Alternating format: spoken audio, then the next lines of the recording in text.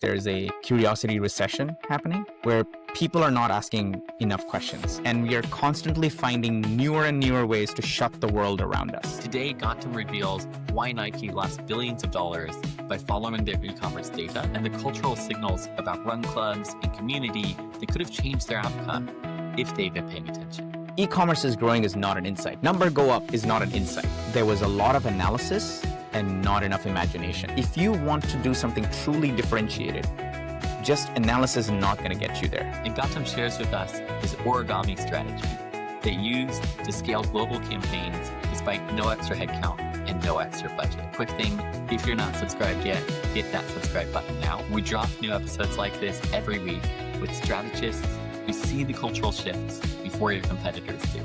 Let's dive into it. Welcome back to Horizons Podcast, where I convince marketing leaders to spill their secrets for the rest of us. I'm your host, Nate Desmond, and today I'm sitting down with Gautam Ramaduri. Gautam runs Snowbird Global, where he helps companies solve complex cultural and strategic challenges, building on over 10 years, I believe 13-ish years of doing marketing literally around the globe with Google, and also built on his own insatiable curiosity, which you will see as we dive into this episode. Gautam, welcome to the show. Thanks for having me, man. My first question, we were chatting a bit before, and you mentioned something that I thought was fascinating. You say culture is overanalyzed, but societal shifts are missed completely. Yes. Tell me more about this. I think when we say culture, like what comes to mind, right? Like when you go to a corporate setting and it's like, oh, we need to pay attention to culture. What comes to mind? Mostly it's trend spotting. Like people are like, oh, we need to know what's happening on social, or like we need to be on the Labubu trend, or whatever that is. Like it's usually culture is encapsulated as trends versus genuinely doing the hard work of seeing how are people changing over time. That's something that we miss. And we don't know when to stop the trend spotting and actually looking at like when have there been societal shifts that have happened. And I think this happened a lot during the pandemic. Right? During the pandemic, there were all these sort of trendy brands. Zoom was a trendy brand. All of these brands that helped us do work from home or cope with the pandemic in some way. So everyone jumped on the trend saying that like, oh, remote is what's going to happen. We're never going to go back. Like I see all these headlines in 2021 after a year of the pandemic. It was like, we're never going to go back. Like this is so wonderful, like remote first. And then voila, it's 2025 and everybody's been like dragged back to the office right now. So two things happened. The people in 2021 completely missed the forest from the trees, right? Like they didn't see that this is a technological blip that companies might not be willing to accept long-term. Also, like people might want to see each other long-term, that everything is not so linear. Like that is the biggest flaw of this, is like where you look at a trend and then you try to draw a line and say like, this is how life is going to be forever and ever. But that's never the case. On the flip side of it, you look at companies. So these people miss the, memo that like, remote first is not going to last forever. Like the world didn't suddenly become, there were all these stories about like, oh, now that, the world is remote, all of the jobs can like move to lower cost countries. And nobody will have jobs in OECD countries. Like there are all this alarmism because you took a tiny trend and then you drew a straight line and said like, here's how the world will be, versus genuinely looking at what did fundamentally change in human beings. What fundamentally changed in human beings is not the remote part or the tech part or the work from home part. What fundamentally changed in human beings is they finally saw what flexibility could do for them. Right, especially marginalized communities. So people of color in mostly Western nations, women everywhere in the globe, people with disabilities, like people who needed extra time, extra flexibility in their lives, people who are working 2 jobs and have like 3 kids at home and are single parenting. Those are the people who benefited the most. And they saw like, oh, this is a reality I hadn't imagined before. So for those people, something fundamentally shifted inside them. And then when all the companies in the world didn't get the memo that like people actually don't want to be dragged back into the office all the time. So you now have like 3 days a week, 5 days a week, 6 days. I saw like some on LinkedIn, there's a 6 days a week trend happening in San Francisco. No. So you've got all these people dragging you back into the office. What those companies missed is you have already given something that will make your employees stay longer, which is flexibility. So the people who will leave because of lack of flexibility are either your top performers who suddenly feel undervalued, or it's the people who were on the margins anyway. So again, you thought like work from home is over. This like Facebook is doing it, so we'll do it. Oh, we're doing it, so someone else is doing it. It's a lot of like copycat versus genuinely thinking, what do my employees want? What am I actually trying to get with dragging people back into the office? So these companies completely missed that memo.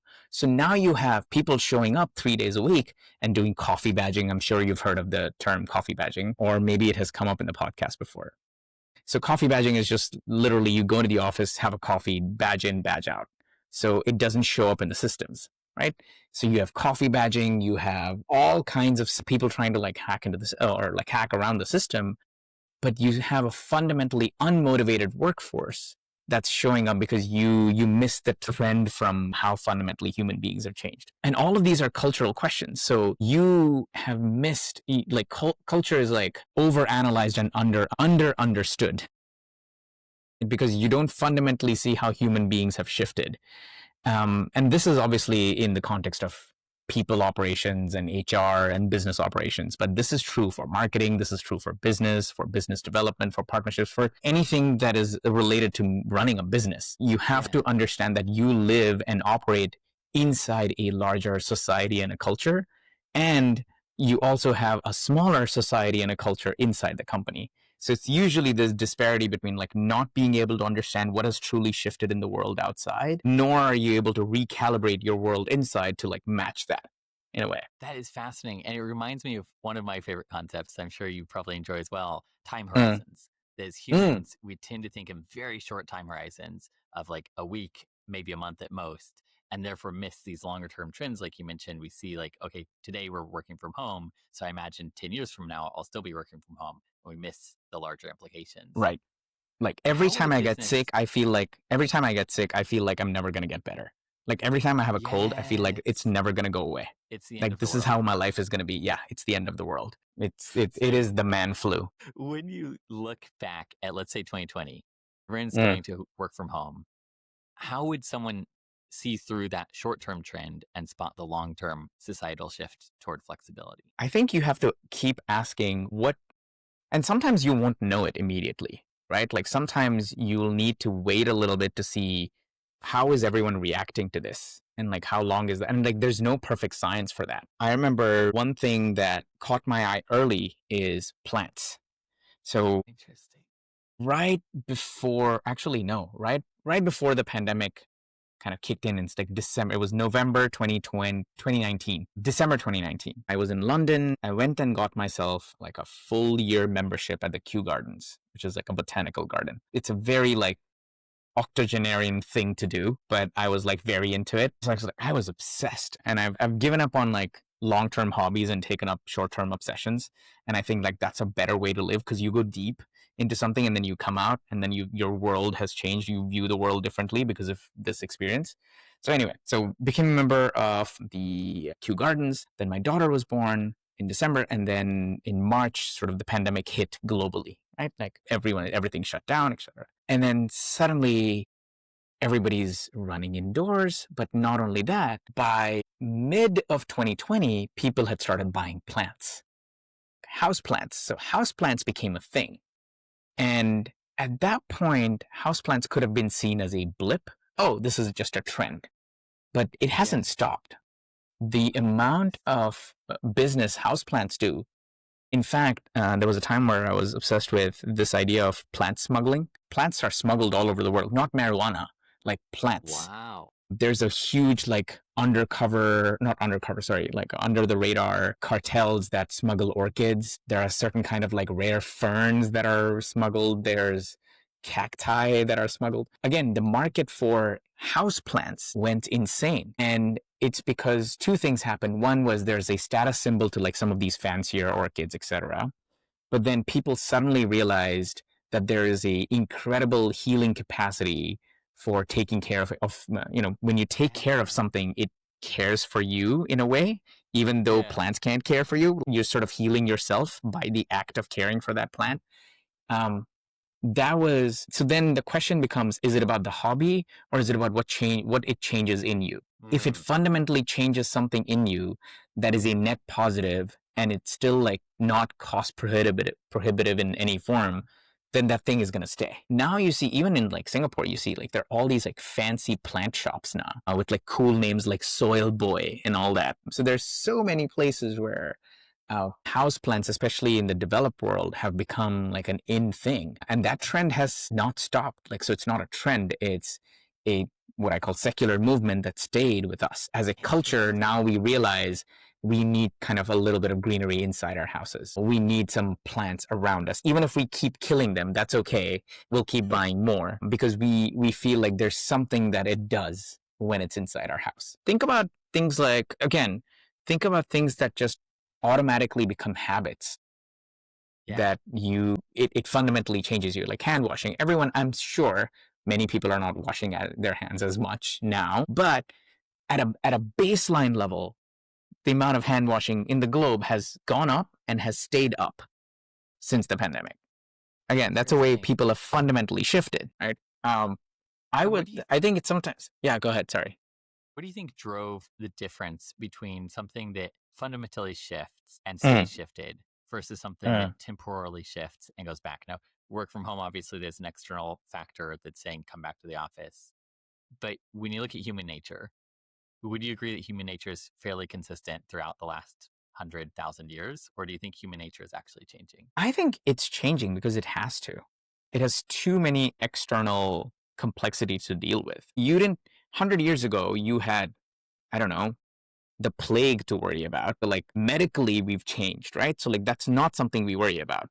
So if you don't have to worry about the black death every morning, your fundamental change nature will change. You don't have wars everywhere. For example, not everyone's in a warring state in some form. So Yeah. yes, nature definitely changes because now what you have, you're contending with complex, like geopolitics used to be a thing that you watched on TV. Now it's affecting your salary. Like now it's affecting your day to day job. So, like, yes, the amount of information, risks, and complexities you have to deal with has increased.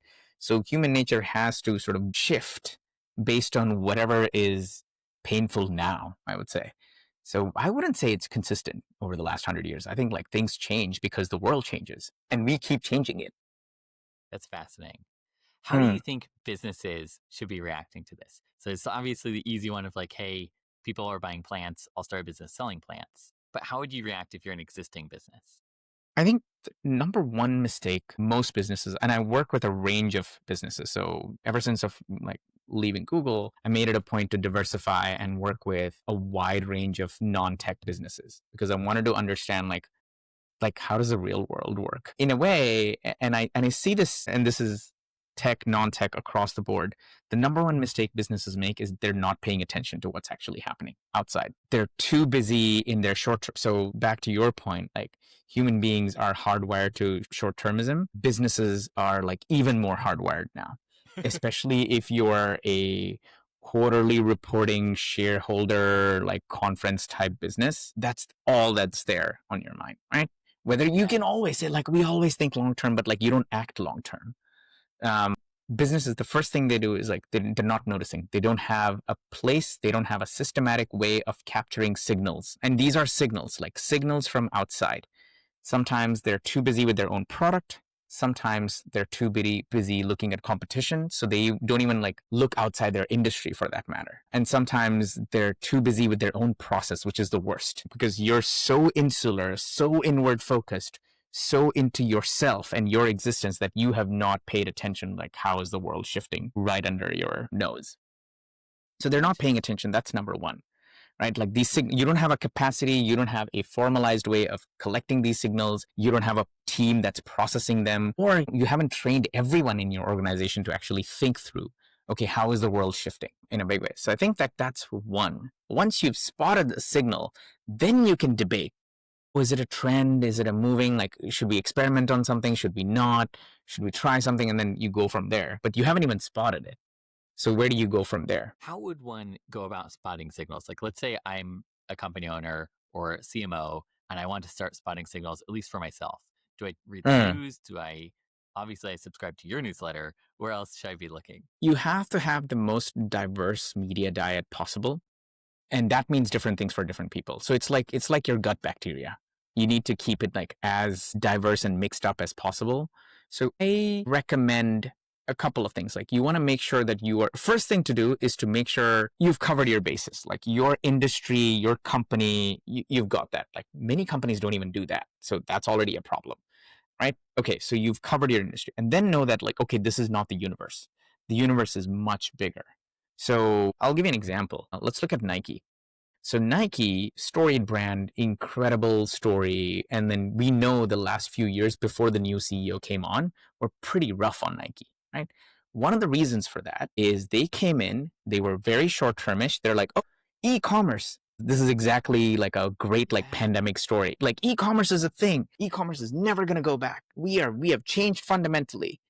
And then they went and invested everything in like their own e-commerce engine. They withdrew from a lot of distributors, like people like Foot Locker and like other places where you could go buy a shoe. So they have missed the signal that yes, e-commerce is great, but like the second malls open, those 14-year-olds who are buying their first Jordans want to go see the Jordan and hold the Jordan in their hands.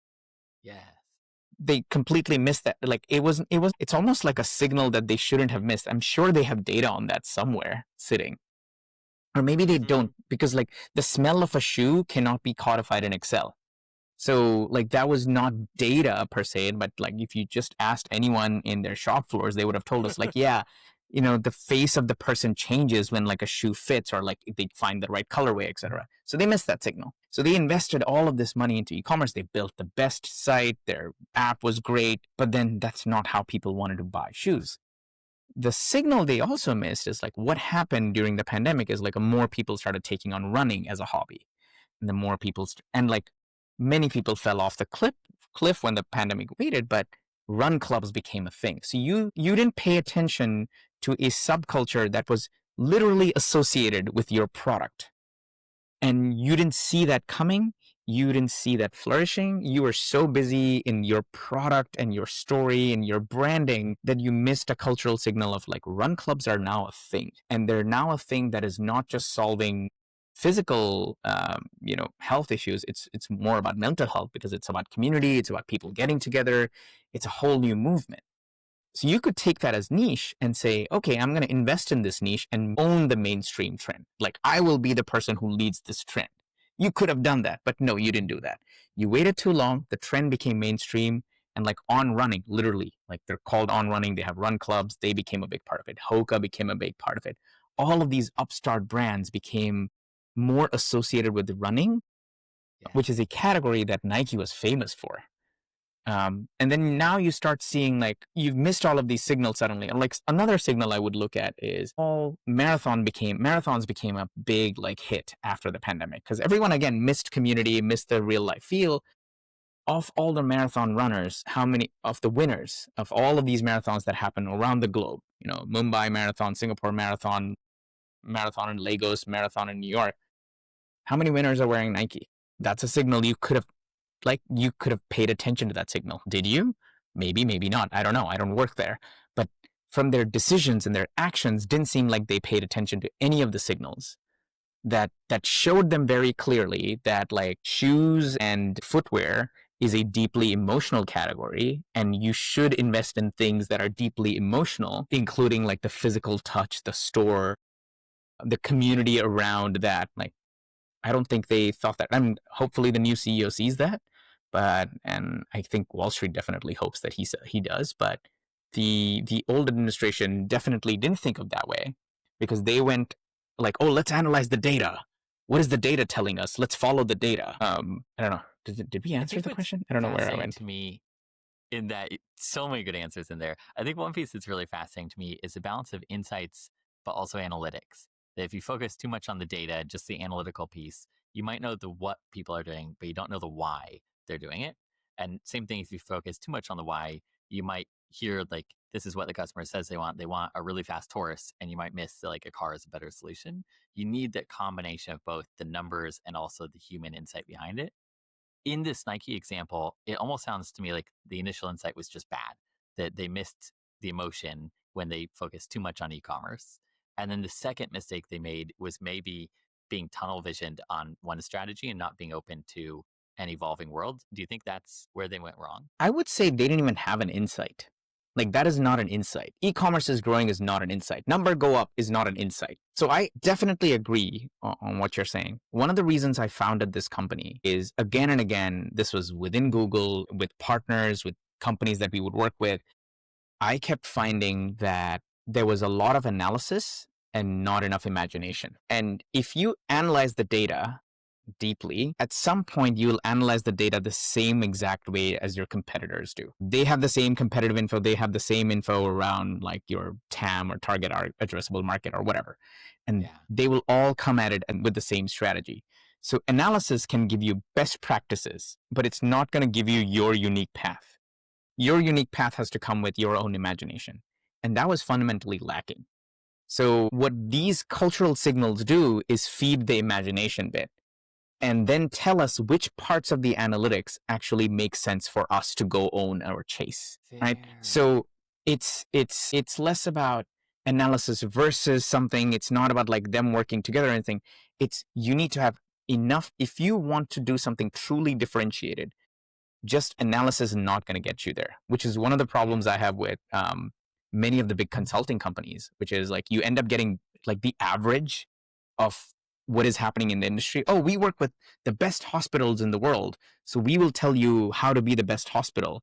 No, no, no, no. You will tell them how to follow best practices of hospitals, how to be the best hospital they can be. That's only going to come through imagination, to deeply understanding what the doctors want, through understanding how their patients feel differently in their hospitals, etc.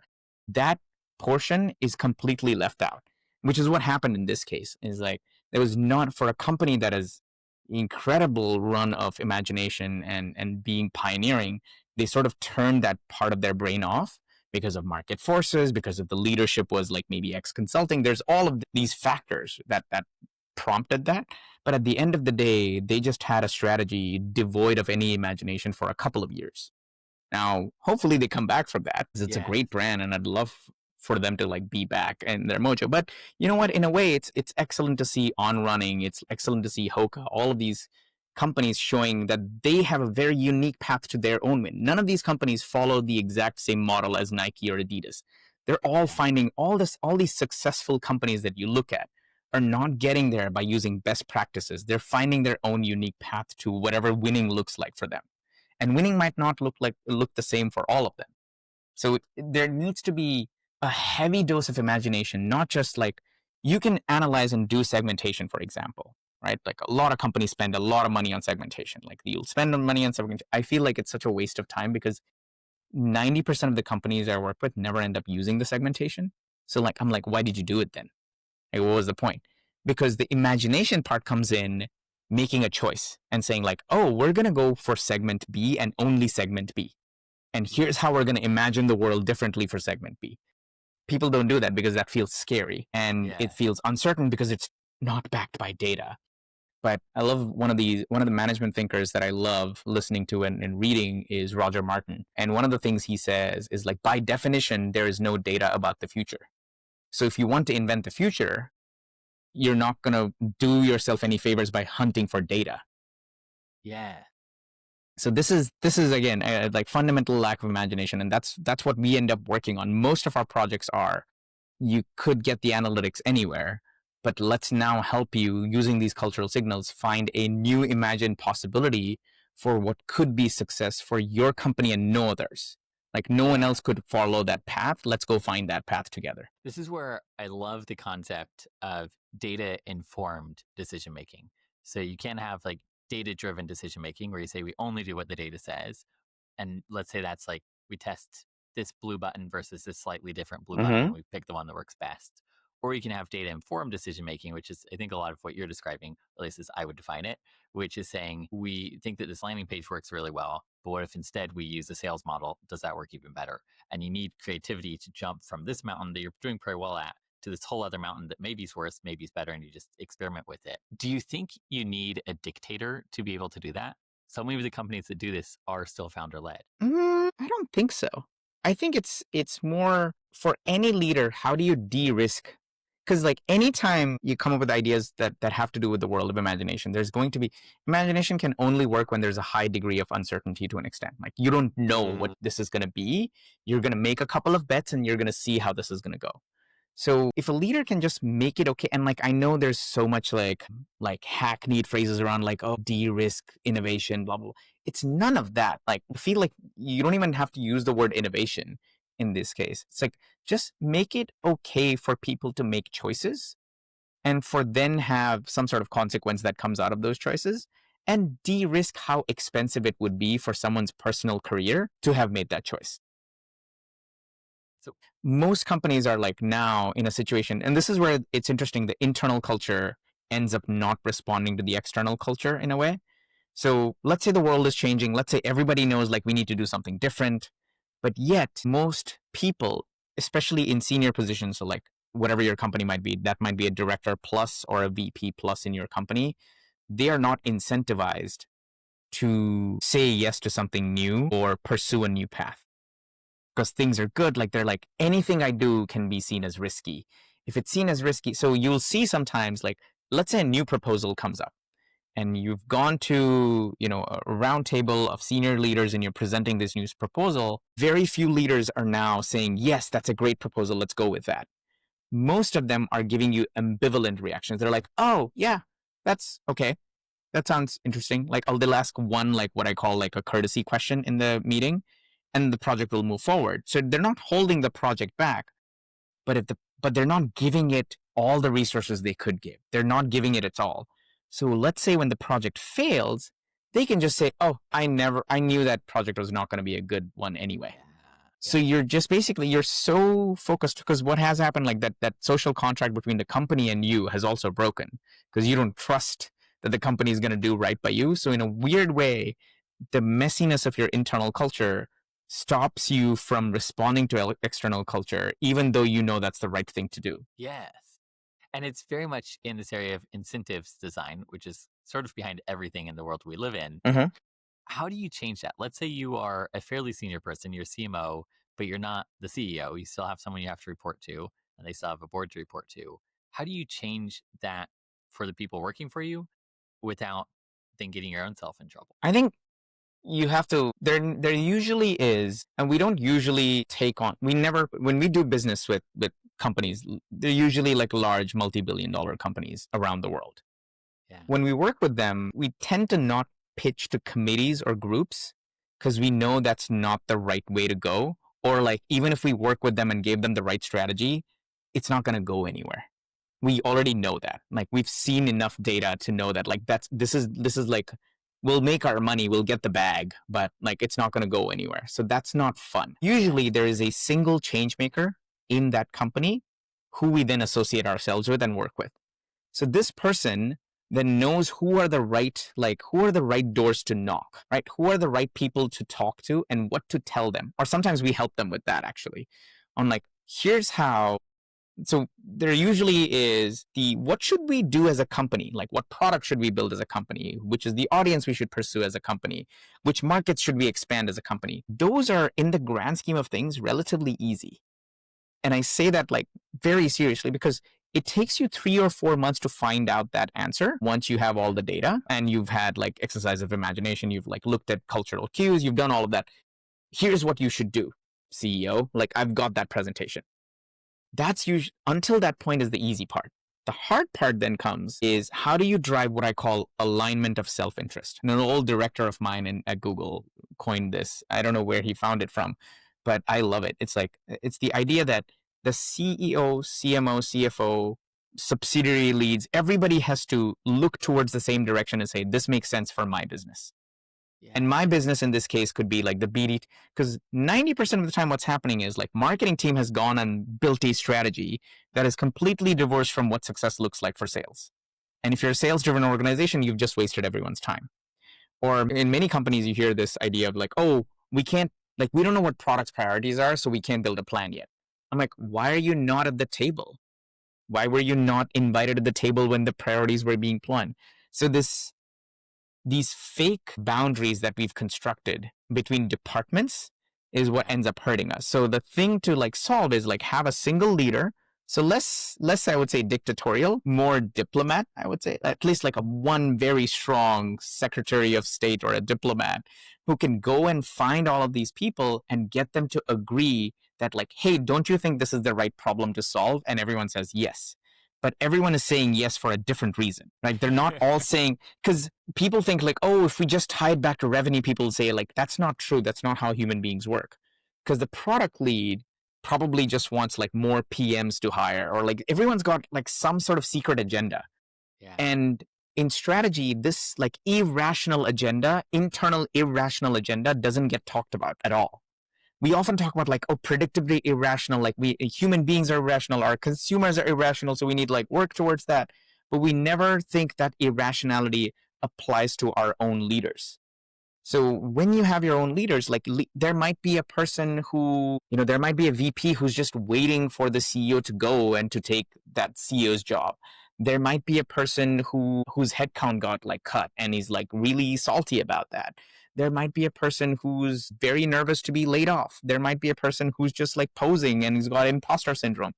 You need to like look at every single leader and figure out what is it that they would say yes to, and how will I connect that to this project or this initiative that I'm like pushing. So you need like a single powerful diplomat who ends up doing that. And sometimes we will work with them on figuring out, okay, here's how many different angles there are to this one project. Like this could mean this for the CFO, this could mean this for investor relations, this could mean this for PR, this could mean this for product. There are all these different places. So you now have a list of reasons and conversations that you can go have. And then hopefully everyone has that alignment of self-interest. How does that change maker get incentivized to be a change maker? Because we talked earlier about how the incentives are generally aligned such that really creative change is discouraged.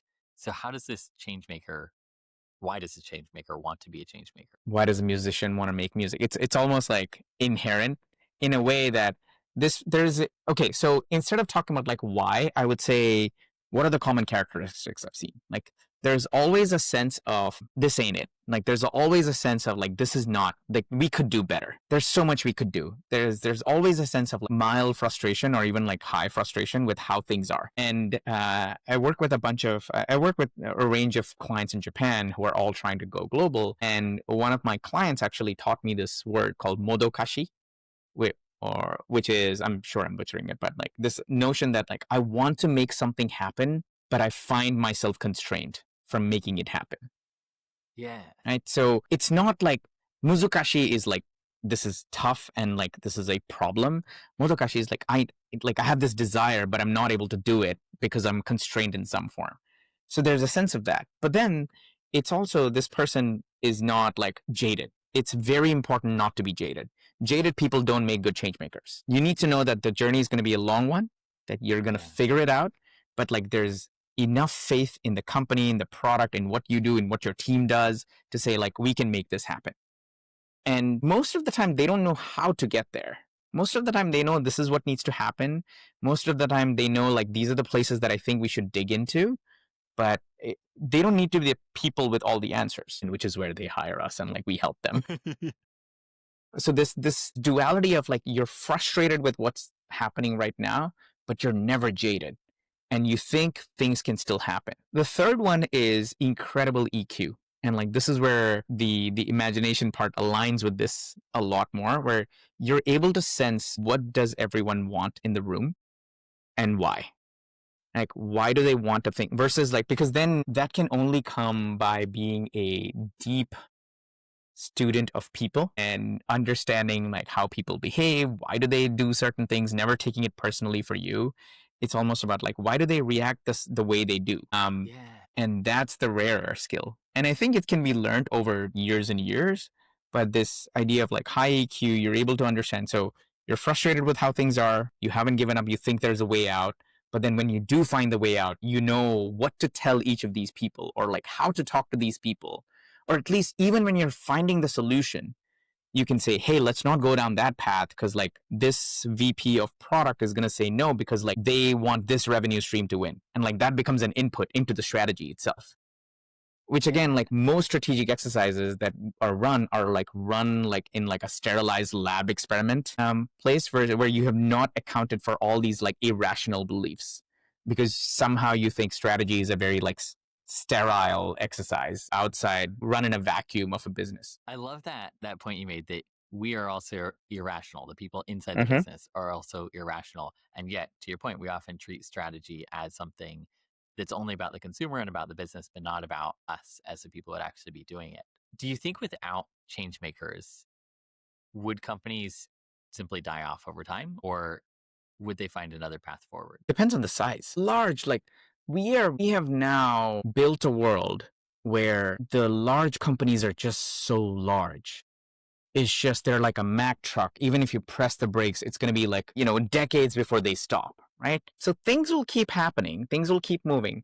And sometimes, so because of the sheer size of them, and this is the large Yeah. companies, within the large companies, there are pockets that will move faster because they have these change makers. They have these people who have chosen to do something and do it really well and found the right resources and the right combination to like convince the right people to give them the right budgets, to give them the right headcount to like go do it. And because that's what the large company games are. Large company games are all about political fights of like headcount and budget.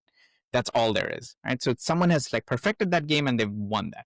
So smaller pockets of large companies will be able to like move fast and do things or like move in an interesting direction and like carve out their niche. The medium-sized companies are like the small-sized companies are just too small. So like if they don't like the runway will run out at some point. It's the medium-sized companies, like I would say somewhere between like in the grand scheme of things, like everyone's definition of SME is different, but I would say like if you look at like the market caps of like the Microsofts and the Googles of the world, a company whose market cap is like 6 billion or 10 billion is like relatively mid-size, I would say. Those are the companies that I think are in a scary situation because they haven't focused enough on differentiation. There's too many of them, right? They haven't carved a separate path that is unique to them. So they're either at the risk of like being gobbled up by someone or just completely, draining out market share in some form because they haven't paid attention to what could have been our identity is now lost and like is something that is being copied by everyone. So I And let's think like say, mid-sized companies is where change makers probably matter the most. And it's not going to be the fair. CEO. It's probably not even like C level anyone. It's like the next in line. Okay. Let's call them B levels. Like if you C levels and then you have B levels. I love it. How do you make sure, let's say you have a very effective change maker in your company. How do you make sure the change they affect is actually good for the company? What do you mean? So let's say they're able to negotiate all these teams, but their Mm-hmm. strategy could still be wrong. They might take a bet that's not actually the right bet.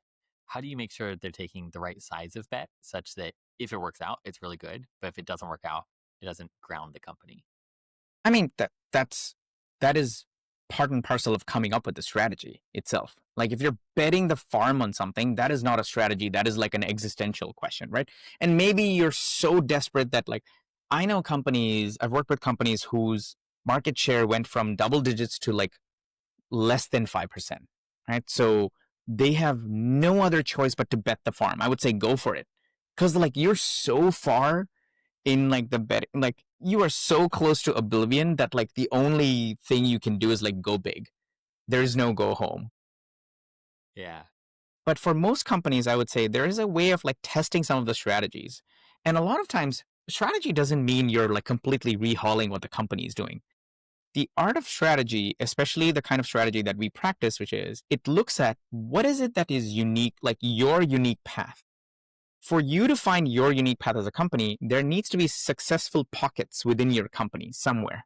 There needs to be there may be a segment that you do really well with. There may be, you do really well with segment A, but like segment B is where the money is at, but like segment B hasn't like recognized you yet. So you take like product market fit in one side and say like, okay, what would I need to change to achieve product market fit there? So it's not like you're just like coming up with like random strategies out of nowhere. The analytics tells you where the good juju lies.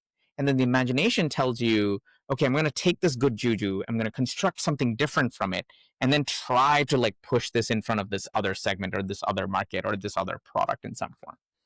And then see how can I own that better than anyone else in the market? Like, how can I do that better than, or like more differentiated than anyone else in the market? So you've carved your own. So very rarely does it does it feel like, oh, you're betting the farm? It's more about understanding what do I already know about my customers, my company, my competition, or what has none of my competition noticed that I think I can make uniquely mine, which is what like Yeah. On did, for example, which is what like Luckin Coffee is doing right now globally, right? You thought like after Starbucks, like who would think of having a new coffee chain, right? So many coffee chains like went bankrupt, but they're like, no, no, no, no, no, no. There's another hidden pocket of person who has a certain price point that we think we can go after. They can order online and and you can say like any of those like little pieces could be owned by others. Like ordering online is a big thing for Starbucks too. But like there was the right combination of factors that then they invested in and scaled. And they scaled smartly, like they did first in China and then in Asia, and now they're like it's apparently a rage in the US right now. Interesting. Yeah, so you start looking at like global, and these tend to be global businesses. Like if you're talking in the billions, it's very difficult to like, I don't know, very rarely have I seen, unless it's a massive CPG conglomerate and you're only talking about India or USA, which are like two big, India, USA, China. It's hard to build a multi-billion dollar corporation or company by just being Yeah. in one country. So these are usually global businesses, and like scale can come from there. So you say, I'm going to try a small trial in like a low risk market for me, which could be Malaysia for some, it could be Sweden for some, it could be like, and you see large tech companies do this, like they'll try a small product in one market, and then if it works, they'll like scale elsewhere. So there's ways to figuring out if your strategy is in the right place or not, but it's never starting from scratch, and it's never really like betting the farm. I love that, never starting from scratch. It reminds me of someone I was reading recently who made the point that most new businesses fail. But if you're a repeat business owner, there's actually a much greater chance your business succeeds as Mm, long as you're still in the same industry or same area as you were in previously. If you're like, well, I did so well at selling sailboats that I'm going to switch to selling rabbits or something, you're probably going right. to have the same failure rate as someone who's doing it for the first time. But if you're in the same area, you can build on that. And same thing here when thinking about your company strategy. I want to rewind really quickly though. A long time ago, you mentioned insights. And you mentioned that knowing that e-commerce is growing is not an insight. I think for Mm. a lot of people, insight is a very complex word and somewhat of an unknown. How would you define what a true insight is, and why does it even matter to have a true insight? I don't even know. Like, it's such a, like, I find some of these things, the online discourse around this stuff, like, what is a strategy? Or what is an insight? And like, what is Gen AI even? All of these tend to be distractions because, like, you get so caught up in the definition of it that you forget what is it being used for. So I'll, I'll not bother with the definitions of it, but like, I know that an insight is where I have learned something surprising about myself. When I say myself, I mean like the royal we, the business. Like I have learned something surprising about myself or my consumer that I can tangibly act on next Monday. Like then when I come back on next Monday, and that is missing in a lot of businesses. And I know a lot of like research companies try to sell that. Like they'll just like give you a PDF report that's 50 pages long and has no Yeah. insight because you haven't learned anything new. And it usually has to do with not just like what is happening, but why is it happening? And do we have a place in this why in some form? So that's sort Yeah. of when I'm looking for insights, I'm chasing a feeling. I'm not really like, I don't have a checklist of like things that like, oh, it matches all of this. So it must be an insight, which again, like takes us back into analysis land where like we are so trained to look for checklists of like what something good looks like. Like we have forgotten how to feel. Insight is more of a feeling than like a thinking. Like if you think harder, like it's not going to come. Um, Yes. I think it's that. It's like very few times where I was in grad school, and one of the things, my master's degree project was about meme. By far is the most interesting thing I've worked on. And we were trying to figure out, and this was thousands of years ago. Memes are still new. People are still like, I'll give you in the timeline of memes, hipster Ariel was like trending at that point. So we are talking like way, way, way, way back. And one of the things we're trying to figure out, like, okay, what is the insight? What is the insight? And then Yeah. we landed on something which felt like the insight to us. But then sometimes when you share the insight, what you think is interesting, when you share it with a room, your room disagrees and found something else interesting. So sometimes you won't even know what the insight is. You just have to share what you found, and the room might tell you what is interesting. There's a big element of interestingness in insights. Is it interesting? Is it like there needs to be, oh, tell me more. Like, I want to know more about that. So in this presentation, we did like rigorous research. We talked to a lot of experts, and we presented this paper to our entire grad school, like our grad school classroom and our professor.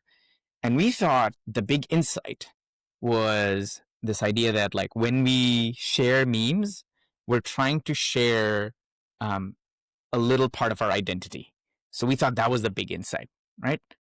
That seemed, from your nodding, that seems interesting to you. And like with a class of very jaded grad school student, they're like, meh, like we knew that. And then the next paragraph, when we moved to the next paragraph, that's where they found it interesting. So our point was we actually tracked hipster Ariel as a meme. And like, okay, when does the meme start? Like, when does it peak? So it does have like that early adopter curve, and like it becomes mainstream, and then like it tapers down. But then we said, what we found was that memes never really die. So there's still someone sharing a meme that was popular in 2011. Even now in 2025, like people are still sharing these memes. So we coined that as mimetic residue. Like there's always going to be mimetic residue in the ether. Like, so memes never really die. They always have some way of coming back, or like there's going to be someone who brings it back. They're not going to be part of the public conversation anymore, but you're still going to find them in like corners of the internet where there's some person or some community that adopts them. That they found super interesting. It's like, that means like they're not really trends, that they don't die. Like at some point they will come back, or they could come back in some form. And we're seeing that with like larger trends now, where like trends go and like they go away and they come back. Like Tamagotchis are back now, by the way, if you haven't heard. So you could have said like, that's dead, it's gone. It's less nostalgia. It's actually like coming back because they've found a new use case for the next generation. So anything mimetic, whether it's digital media or not, like finds a mimetic residue that can then be like injected with new life.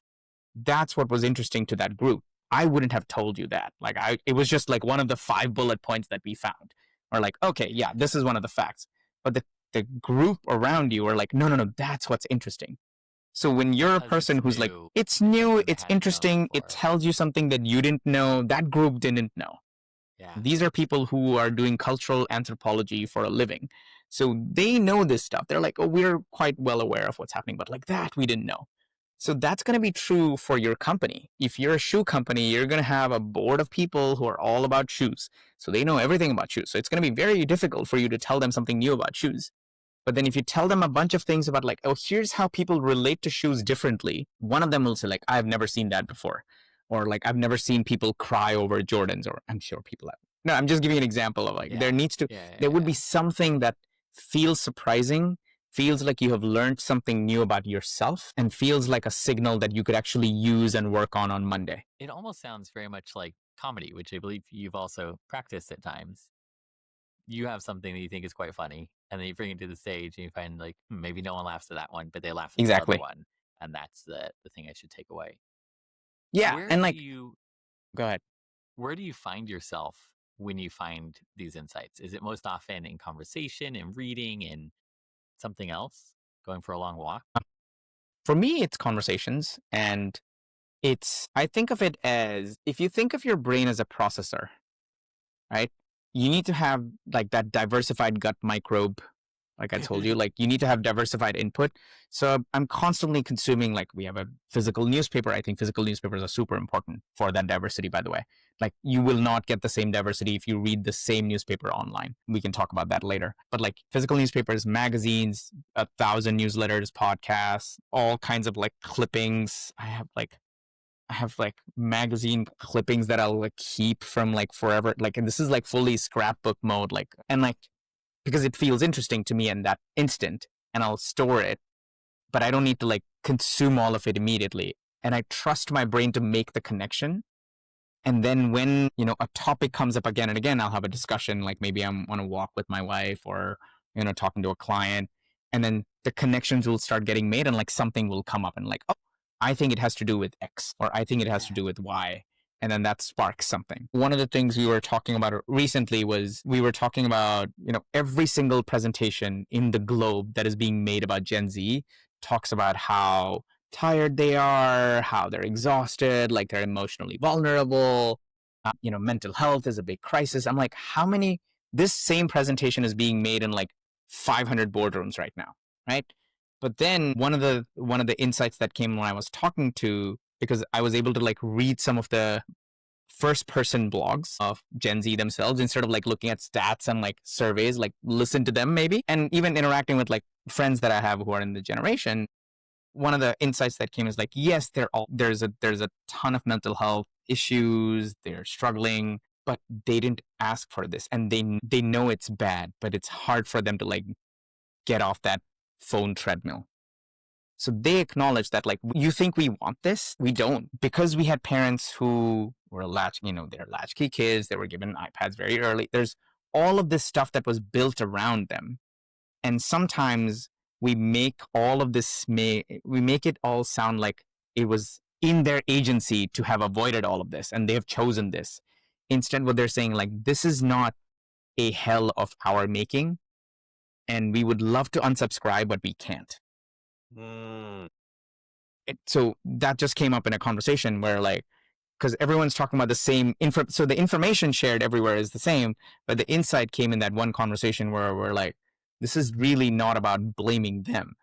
So what can we do where we know they have these issues, we know they're struggling, but they're not struggling because they want to or they've chosen to. This is the world that we have constructed for them. And it's very difficult for them to undo this world without any agency, without any money. Like they're poorer than like any other generation right now. So you haven't given them any tools to break this structure that you have built for them. And now you're blaming them for that structure. So that came up in like a random conversation about Gen Z from a very like stereotypical Gen Z presentation. And is that something where you just need to have curiosity and a lot of conversations? Or are there certain types of thought patterns or thought partners to make it easier to find these insights? There's a larger fundamental issue, and this is not like a generational issue. I think in general, there is a crisis, almost like my wife laughs when I say this, but I think there's a curiosity recession happening where people are not asking enough questions, not in a business setting, not in some like corporate way, but even to each other. If you have met a friend, did the friend ask you enough questions about you? Did you ask them enough questions? First of all, like people are not meeting enough. There's that. Like, so forget asking questions. You're not even meeting enough. So there's a general lack of curiosity about the world around you. And we are constantly finding newer and newer ways to shut the world around us, like through our senses. So like, I know many folks who wear headphones indoors, right? Just because like they need to be in the zone or whatever. But I'm like, or public transport, for example, which again, you're finding like you're literally shutting out the world with your noise canceling headphones. Back in 2010, that sounded wonderful, right? But I don't think so anymore. I think you need to be able to like engage with the world fiercely. So I think if you find yourself as a person, if you met someone in the last week, count how many questions you asked them, count how many questions they asked you. And if you didn't meet anyone in the last week, like fix that maybe. And then because like I think that's part of the problem is like we're not meeting people enough. We're not dropping by houses anymore, right? Everything is hyper planned and everything is like 7 texts or like, oh, I'm busy. Everyone's playing this busy dance. And when you do meet up, like you don't actually ask the person questions about them. Like, I want to know the smallest detail. The only way you come up with an insight about human beings if you talk to human beings and ask them really mundane questions. I always want to know what are you a breakfast person or not? That is an important question to me because then that tells me about the kind of lifestyle you'd lead, what is priority for you, like why are you not a breakfast person? Like I want to know more. And then like, where do you usually go grocery shopping? Like all of these things are important questions because you learn something about their individual lived humanity that like go into your little processor and like inform something else. Yes. right? The headphone point, like the idea of Gen Z blocking out the world and wanting to escape reality is something you can get in a survey. But only when you meet a person who has headphones on all the time do you see it as a lived reality. And then you can connect the two and say, oh, these two phenomenon, one quantitative, one qualitative, are fundamentally connected by something like deeply sad and deeply human. Yes. What if someone listening is a team leader Uh-huh. and they want more curiosity on their team? Maybe they feel like they are themselves curious, but they don't see a lot of curiosity around them in their team. How would you help your team to become more curious? It comes back to incentives, right? Like what incentive do I have to be more curious? Why should I be more curious? Like that's the first question people end Yeah. up asking. Because again, this is a whole other thing around like workplaces. Because I think people feel disengaged from their workplaces. You can see the latest Gallup survey talks about this. And like people and like, you have quiet everything, quiet quitting, quiet slacking, quiet many things, right? Like all of that is happening because they don't see the point and feels like now you're telling me I need to like become a curious person. Like that seems like an extra personality tax for my work. Yeah. The way probably as a team leader for an individual for like a small team, the way I would approach is make it an activity that we all engage in versus a responsibility that someone has, which means you could all take on the challenge of, okay, we're going to find 5 random things every week and like share in the Friday meeting. Or I would love for all of you to like go find a corner of the internet or like some newsletter that you do. And then like you can come report back to everyone and help us understand better. I did this in one of the offsites I ran for my team where everyone, half the offsite was just left with dedicated to people teaching each other things. Like, so you come and teach me the one thing that you know. So one of the teammates taught us like, okay, how do you make a simple like manga face? Like, and they were into manga. Like that's the rabbit hole they were into. So they taught us like how to use the promotions. Another person came and taught us about like art forgery and like the world of art forgery and like how deep it is. And like that's the rabbit hole they were into. Everyone already has rabbit holes. You just need to Yeah. encourage them to go deeper in them. What has happened is like this was all easier to do in a non-feed based world. But now in a feed based world, like especially TikTok and like shorts and reels or whatever flavor you use, you're not really subscribing to any of this content. It's all being fed. So people are in general going into fewer and fewer rabbit holes. So curiosity is just about like a rabbit hole that you like and you don't want to get out.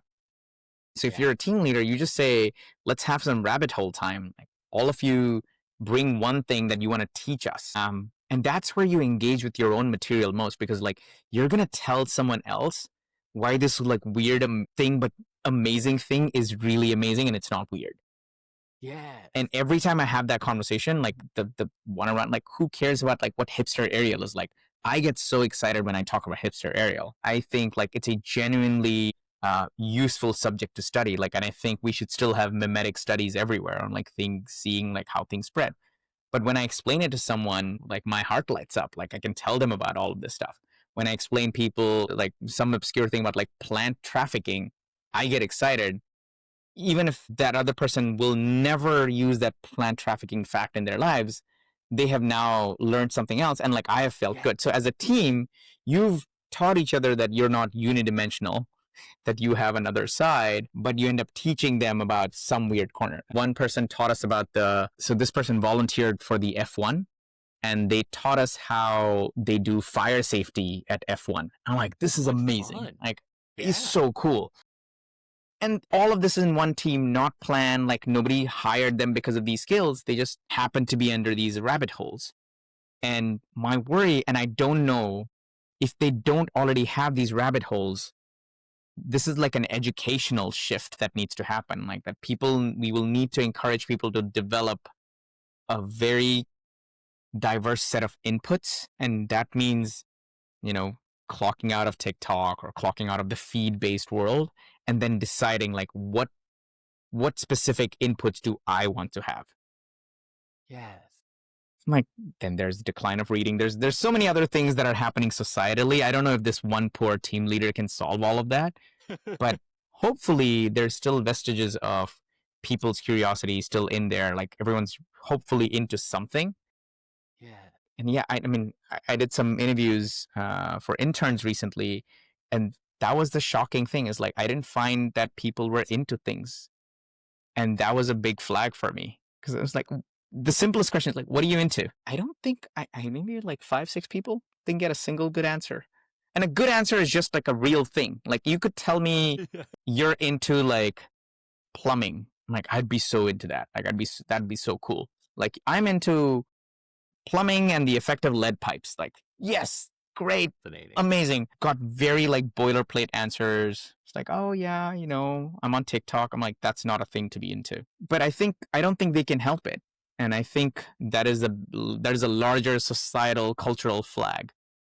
Mm-hmm. That to me is another thing that I think is fundamentally shifted, that it may be too late for some. But like maybe the next generation isn't that way.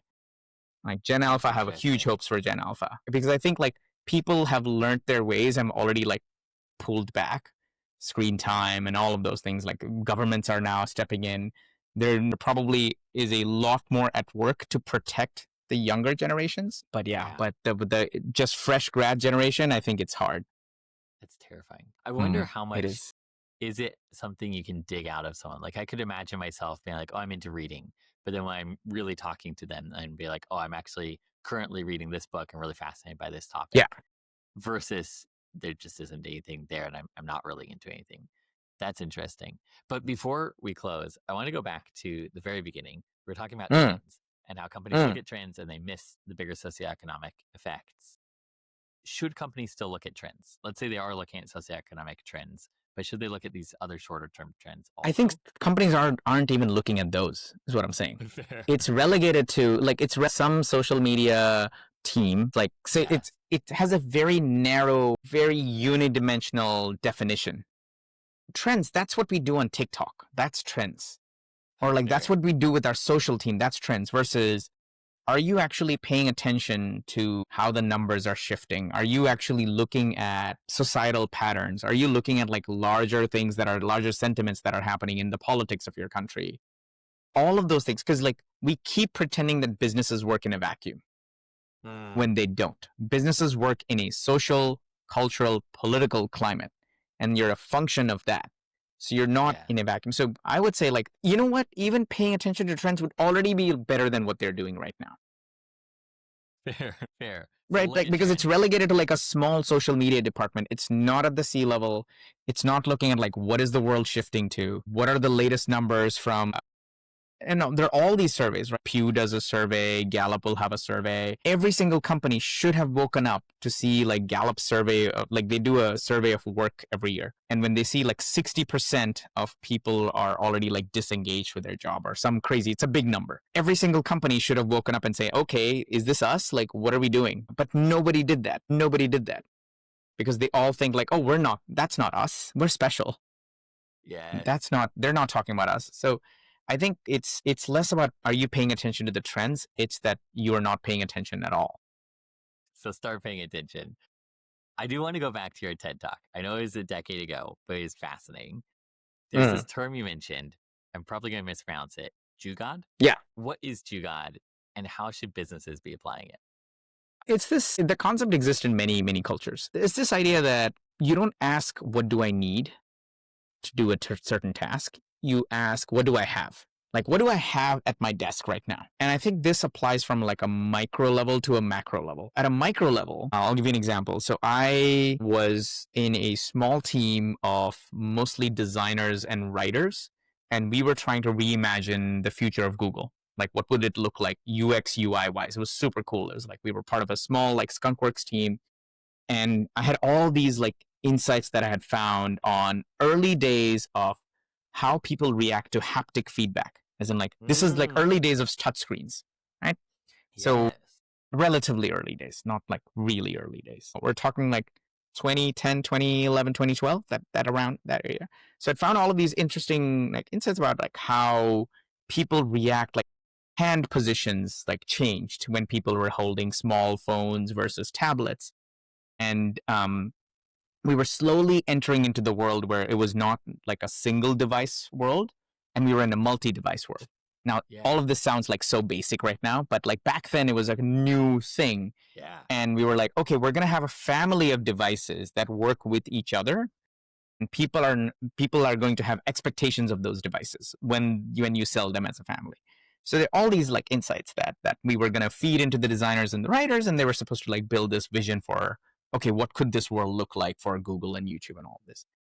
And the presentation was pretty heavy. I had done a lot of interviews. It was like around like 50, 60 slides. It's a lot, right? It was a lot of information to get out there, but because I needed to write all of this down for me to even like get to my thinking, because writing is thinking, right? So you build that deck and you get to the aha.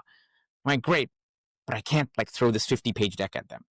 So I thought a better way would be just to record a video or like do a video of me doing a voiceover of some of the slides and like, hey, let me tell you why I find this interesting. And I recorded the video. It was like a little long and I wanted to edit it. I'm like, I could go to my editor friend. But I also have like Final Cut on my laptop. I had it because of grad school. Like, I'm just going to edit it myself. Like, why do I need to like go to someone? Although like my title is strategist, like that doesn't stop me from like trying this tool. And I ended up like just editing it out into like a 5-minute video that I sent out. Huge hit. They're like, this is great. Can you keep doing these? And then successfully, like I kept making like videos every week of like things that I have found, and no presentations were made. So this was a micro example of like, I just, instead of asking like, I wish they paid attention to what I have. Like, I have all of this great information. I wish someone did this. I wish I had a video partner. I just had to say, I have all these insights. These people need to hear it. They have short attention spans. They have shorter timelines. What can I do? And what do I have? Like, oh, I have Final Cut Pro. Let me use that to like edit it and put it up. At a macro level, at a company level, sometimes people will come up with, I was recently talking to a company who engaged one of the larger consultancies, and they came up with a strategy for them.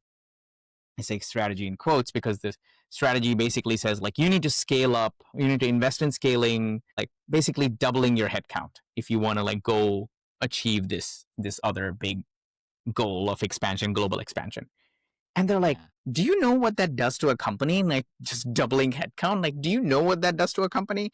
You have no, instead of us telling us like, go hire X% more people, can you just tell us what can we do with what we have? Like, how do we reorient the workforce we have today to like approach this solution? So this idea that if you, instead of asking like, how much more budget do we need? How much more headcount we need? You just look at, these are the priorities we need to reach. This is what we need to do. And like, this is what we have. Like, how would we reorient ourselves? The concept of origami is exactly that, right? Like you have one square sheet of paper. You just need to make do with that. Like you can make the world with that one sheet of paper, but that's all you got. You don't have glue. You don't have scissors. You don't have all of these things. And you have to start thinking about your company the same way. Like what assets? But part of that is recognizing the different parts of your company. They're recognizing different parts of your ecosystem. Maybe it's not even your company. Like maybe it's your company and your partners. Recognizing what is in your ecosystem that is strong, that is working for you, but also understanding what is it that you're wasting money on, or what is it that is not working for you? What is it that you're doing it because you decided to do it 10 years ago and you kind of felt bad about like telling them not to do that anymore? So it's the honesty of actually looking at yourself and like seeing what you have versus always being in this like loop of endless wishful thinking. Before we come to the close, I have a lightning round. So I'll throw out some quick questions. Feel free to give brief answers, long answers, up to you. The first question, Annie Duke's Quit or Seth Godin's The Dip? Quit. Origami constraints or infinite Figma canvas? Origami. Interdisciplinary boundary crossing or domain expertise? Interdisciplinary all the way. MacGyver or Sherlock Holmes as your ideal consultant persona? MacGyver. Any day. Like no contest. Like no contest. Like Sherlock Holmes, I was just literally thinking about this. So my wife was reading an interesting detective novel based, I think it's like written in 1960s Japan, where the detectives actually use imagination or like to think about possibilities to go solve the crime versus the Sherlock Holmes way, which is like just pay attention, know what to pay attention to, and like deduce. Like, so it's an emblematic of like hyper analysis, which unfortunately for the world, not everyone else is Sherlock Holmes. So, but MacGyver, you need like incredible imagination to like go. You have to like be honest about what you actually have. Do you have duct tape or not? If you have duct tape, you can solve the world's problems. But if you don't have duct tape, what do you actually have? Again, it takes that degree of honesty. And once you've like agreed with yourself on what the honest answer is, then you can like get the imagination kick in. Love it. Oh, that's magnificent. Well, where can people go to learn more about you, Gautam? So I send a very sporadic newsletter, and that's probably the best way to follow me. You can find it on snowbird.global. I'm also on LinkedIn. I tend to not worry about like where the newsletters are being posted, so I'll post it everywhere. So either on LinkedIn or on snowbird.global, you can find me. Fantastic. That will all be below if you're on YouTube or in the show notes on a podcast. Gautam, this has been way too much fun. Thank you for coming on the podcast. Thank you, Nate. Thanks for having me. This is super fun.